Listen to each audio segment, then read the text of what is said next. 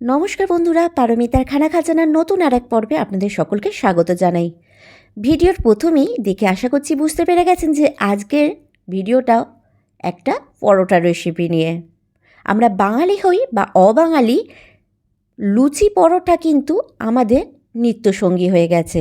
সকালে ব্রেকফাস্ট হোক বা টিফিন বা ডিনারে, লুচি বা পরোটার মধ্যে একটা বানা চাই। তো আজকে আমি নর্মাল পরোটার মধ্যে একটু টুইস্ট দিয়ে সেটাকে এতটাই টেস্টি বানিয়ে ফেলবো যে এই পরোটাটা খাওয়ার জন্য কোনো রকম তরকারিপাতি না থাকলেও চলবে।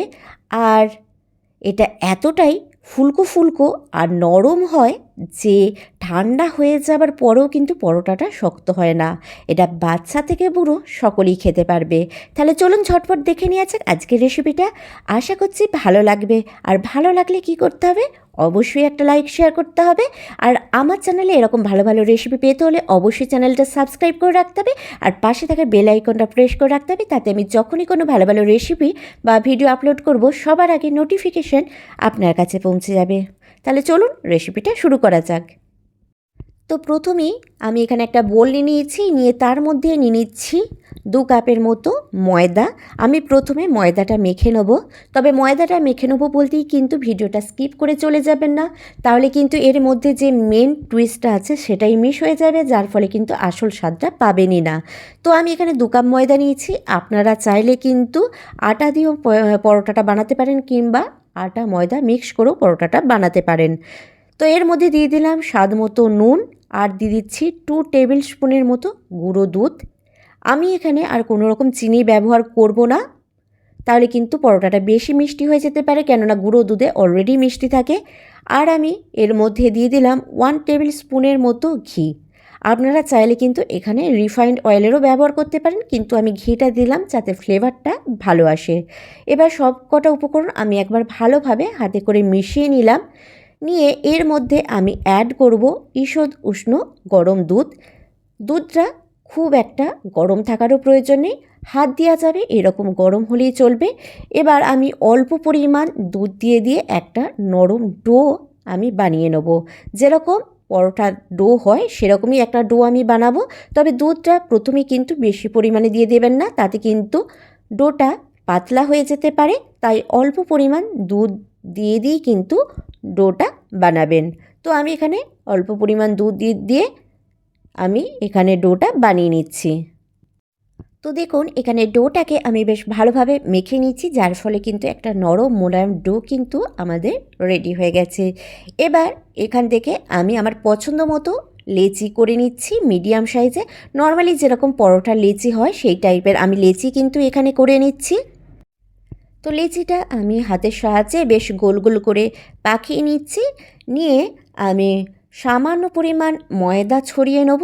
নিয়ে আমি এই লেচিটা থেকে গোল গোল রুটির মতো করে প্রথমে বেলে নেব। আপনারা চাইলে কিন্তু তেল দিয়েও এই পরোটাটা বেলে নিতে পারেন। তো প্রথমে আমি গোল গোল করে বেলে নিচ্ছি, তারপরের স্টেপটা আপনাদেরকে দেখাচ্ছি যে এর মধ্যে কি টুইস্টটা হবে। তো দেখুন বেশ ভালোভাবে গোল গোল করে কিন্তু বেলা হয়ে গেছে। এবার আমি এর উপর থেকে ছড়িয়ে দিচ্ছি কয়েক ফোঁটা ঘি। ঘিটা বেশ ভালোভাবে রুটির উপর দিয়ে বুলিয়ে নিলাম। নিয়ে আমি এর ওপর থেকে ছড়িয়ে দিচ্ছি হাফ টিস্পুনের মতো গুঁড়ো দুধ।